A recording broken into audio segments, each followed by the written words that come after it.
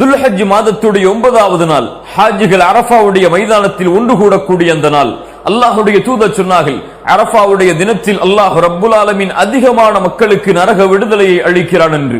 மேலும் அல்லாஹ்வுடைய தூதர் சொன்னார்கள், அரஃபாவுடைய மைதானத்தில் ஒன்று கூடி இருக்கக்கூடிய எல்லா முஸ்லிம்கள் முஃமின்களுடைய பாவங்களையும் அல்லாஹ் அன்றைய தினம் மன்னிக்கிறான் என்று. சுப்ஹானல்லாஹ். அரஃபாவுடைய மைதானத்தில் ஒன்று கூட முடியாத முஃமின்களுக்கு அல்லாஹ்வுடைய தூதர் அரஃபாவுடைய தினத்தில் நோன்பை நோக்குமாறு வலியுறுத்தினார்கள். அல்லாஹ்வுடைய தூதர் சொன்னார்கள், யார் அரஃபாவுடைய தினத்தில் நோன்பை நோற்பாரோ அது அவருடைய முன் வருடத்துடைய பாவத்திற்கும் பின்னால் வரக்கூடிய வருடத்துடைய பாவத்திற்கும் பரிகாரமாக அமையும் என்று.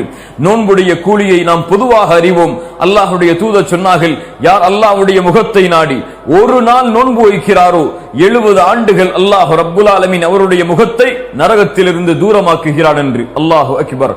அரஃபாவுடைய நோன்பை நோற்போம், அல்லாஹ்விடத்திலே பாவ மன்னிப்பை பெறுவோம்.